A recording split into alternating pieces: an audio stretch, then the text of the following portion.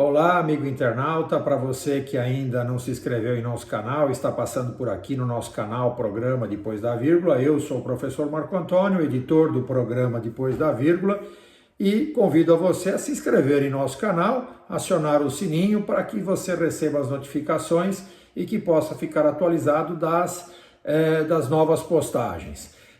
Por acaso, hoje nós vamos estar falando de mais um tema que interessa a você que está ouvindo as notícias e que tem alguma dúvida sobre o tema. Não vá embora, é só um segundinho e a gente volta já.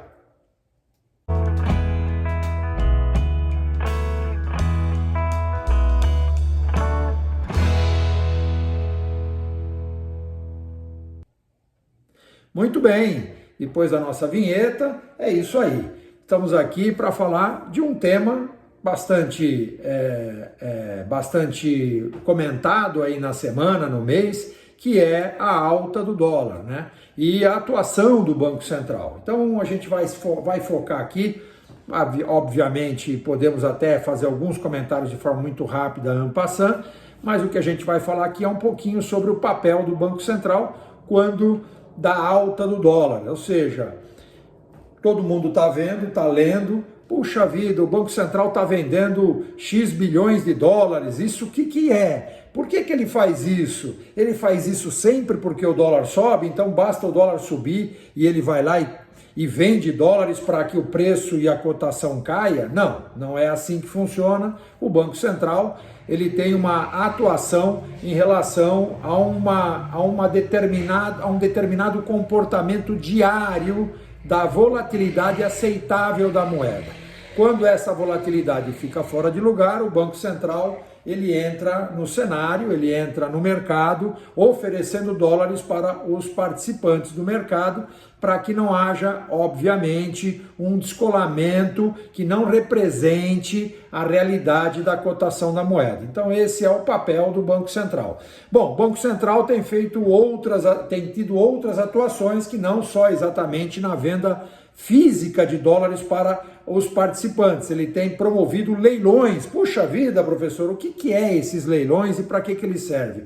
Leilão é uma forma, é um título, né? É um título indexado em dólar, em que o Banco Central se compromete a entregar uma quantidade de dólares a um determinado momento para frente, por prazos XPTO, para empresas e para agentes da economia que têm interesses contrários, né? Ou seja, não contrário ao Brasil, nem contrário ao dólar, mas, por exemplo, eu estou vendendo para provavelmente importadores, né? Então, se eu faço um leilão, é para empresas que têm compromissos em dólar, ou seja, que eu precisaria vender a moeda corrente, ou seja, vender os reais para adquirir moeda estrangeira e aí, a partir da aquisição da moeda estrangeira, comprar ou pagar os meus compromissos lá fora. Então os leilões servem para meio que garantir uma determinada taxa, um determinado momento em que essas empresas ou esses agentes econômicos têm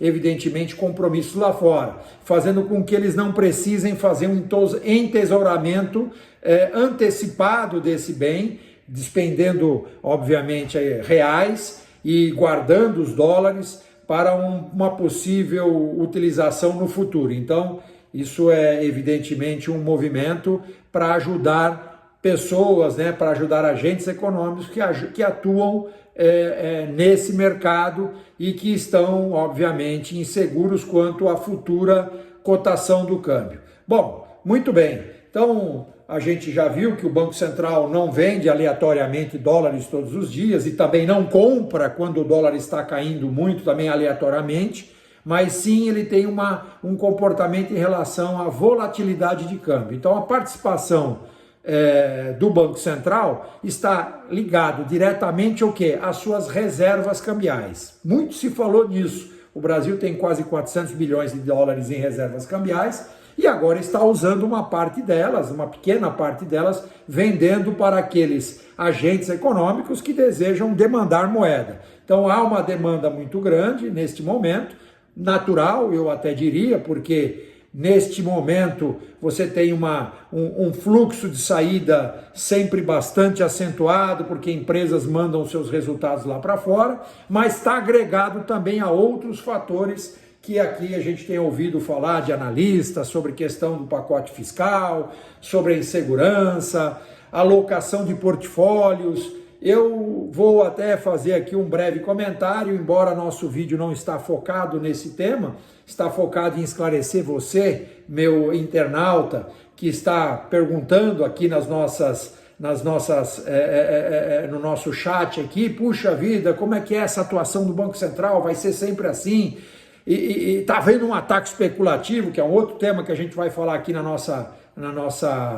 nosso programa de hoje, mas enfim, a atuação do Banco Central, ela é sempre focada, obviamente, para manter o equilíbrio da moeda, e ele usa o quê? Ele usa as reservas cambiais. Da onde vem essas reservas cambiais? É todo o comércio exterior que o Brasil tem lá fora e que recebe dos seus clientes em dólares, como o curso aqui, né? Você tem o curso forçado da moeda, você não pode usar outra moeda que não seja real.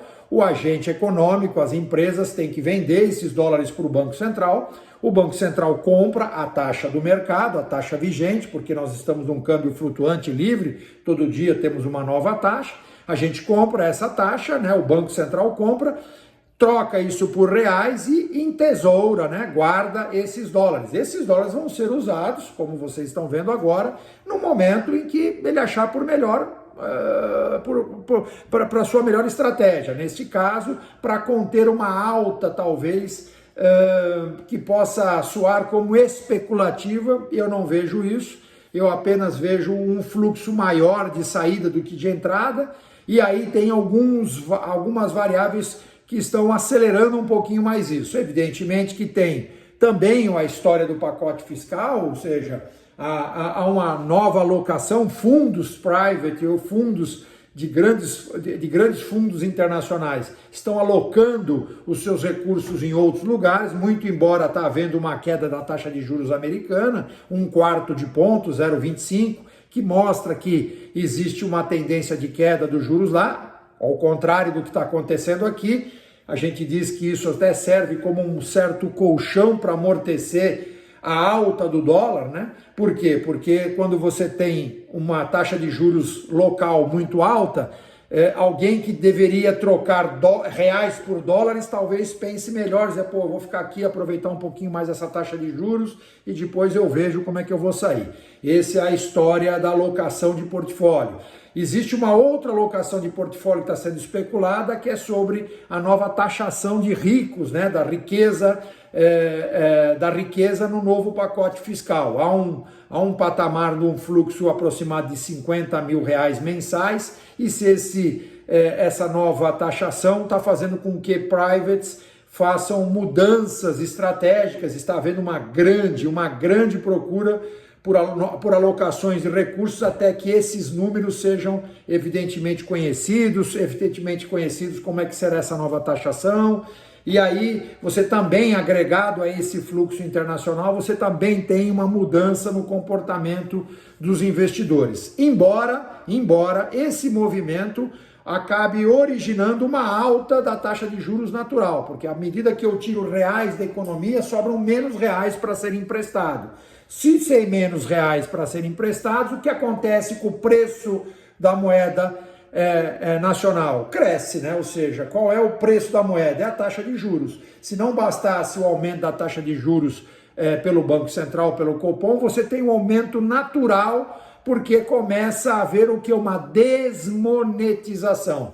Isso é um item econômico, aquele meu aluno que já sabe o que é desmonetização. Desmonetização é o ato de eu trocar moeda local, enxugar as moedas que estão aqui, comprando moeda estrangeira. Isso é uma desmonetização. E uma monetização é o contrário. É quando você tem uma entrada de dólares e que esses dólares geram uma nova emissão de reais para os seus agentes econômicos aqui.